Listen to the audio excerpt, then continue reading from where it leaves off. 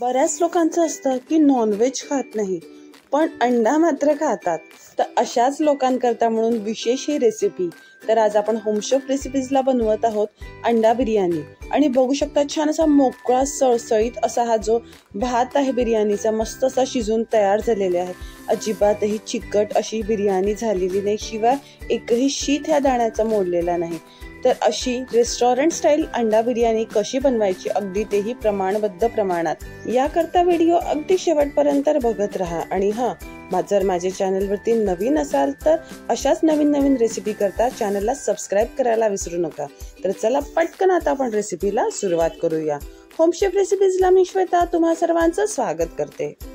इथे मी उकळलेली 8 ते 9 अशी अंडी घेतलेली आहेत. आता अंड्याला काय करायचे ना, याची सालं वगैरे सगळे काढून घेतलेली आहेत. आपण ना एका फोर्कच्या साह्याने याला प्रिक करून घेणार आहोत. म्हणजे की आपण जो असा मसाला वगैरे आपण जेव्हा असं फ्राय करणार, ज्या वेळेला बिर्याणी दम द्यायला ठेवणार ना, त्यावेळेला मसाला देखील ना आतवरपर्यंत छान असा ना जाईल आहे. म्हणून प्रत्येक अंड्याला छान असे ना नीट अशी प्रिक करून घ्यायची आहे फोर्कच्या साह्याने.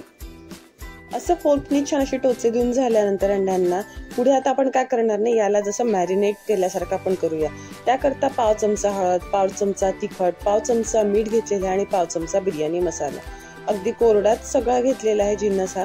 आता हे आपण पूर्ण टाकून घेऊया आणि याला असं ना खालवर असं नीट असं करून घेऊया, म्हणजे सगळ्या अंड्यांना मसाले लागून जातील. इथे एका साईडला मी पॅन मध्ये ना तेल तापायला ठेवलेलं होतं, जवळपास 2 ते 2.5 टेबलस्पून एवढं.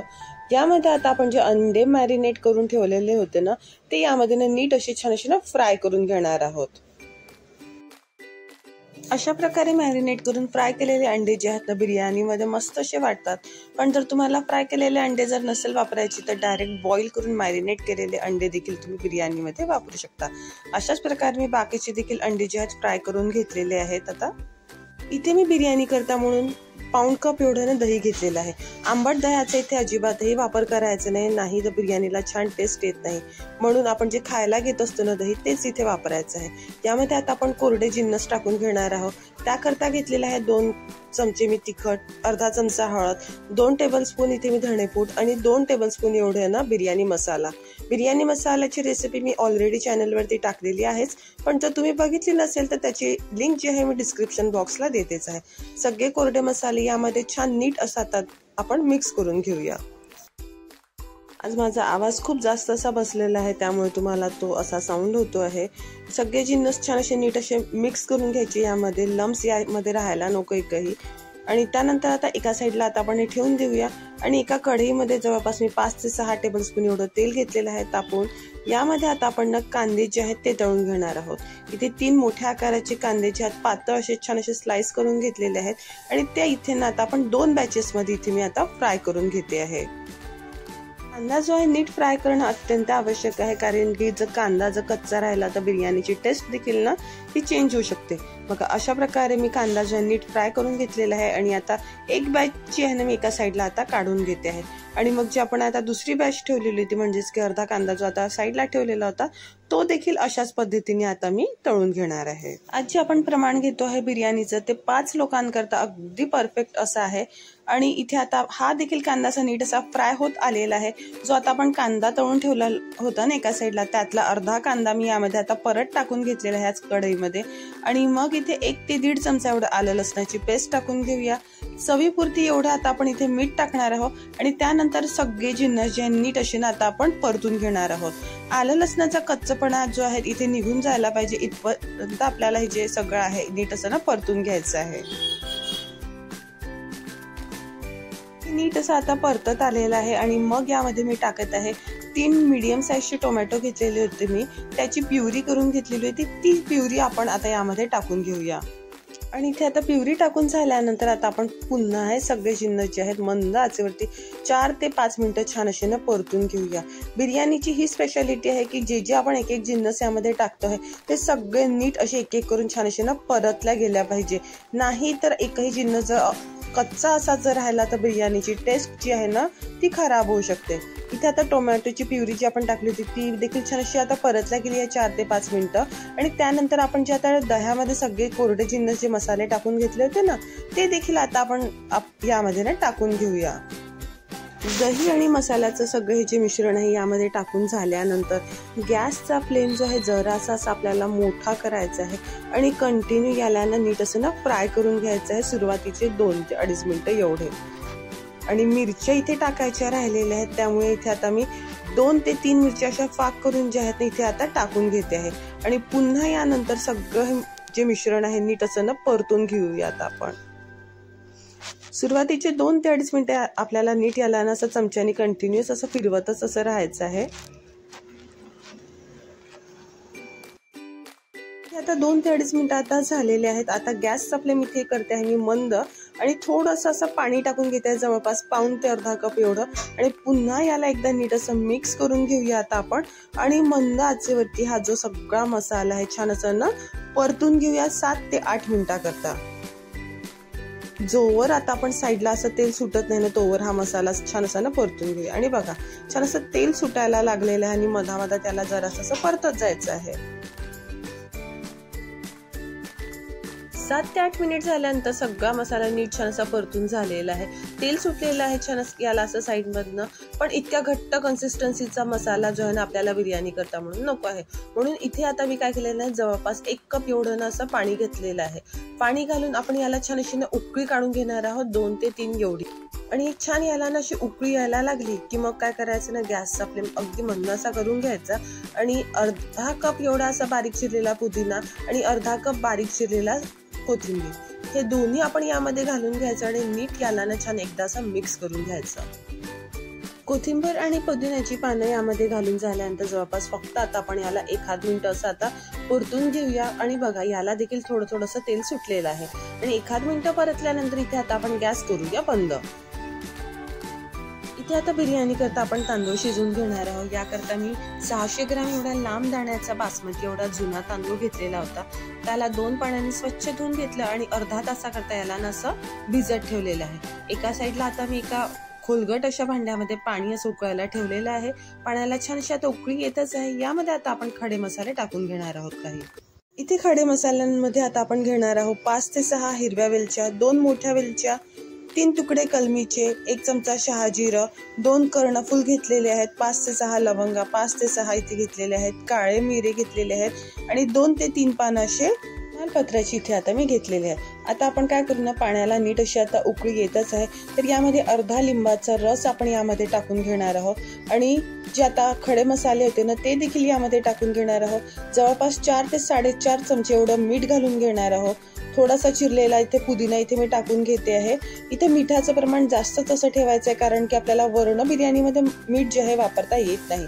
आणि आता आपण जो हे ठेवलेला होता ना तांदूळ भिजत घातला होता ना त्याचं पूर्ण पाणी निथळून घ्यायचं आणि नुसता तांदूळ आपण यामध्ये ना टाकून घेणार आहोत.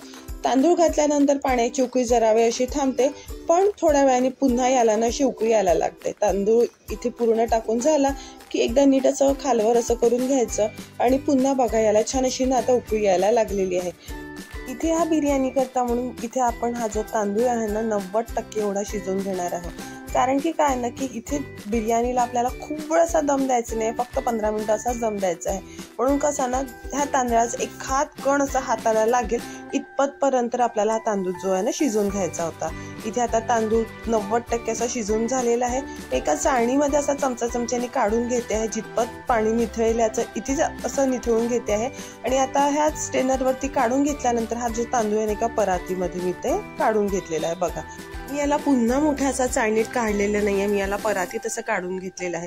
जर पुन्हा एकदाच मोठ्याचा चाळणीत हा जो शिजलेला तांदूळ आहे जर काढून घेतला असता तर याचं पूर्ण पाणी असं निथळून गेलं असतं आणि हा जो भात जो शिजलेला आहे इथे आता हा ना अगदीच कोरडा झाला असता. आणि मग ह्याच कारणामुळे काय होतं ना की बिर्याणी आहे ना तुम्हाला अशी ना कोरडी वाटत असते. त्यामुळे ही टिप अगदी अशी लक्षात असू द्या.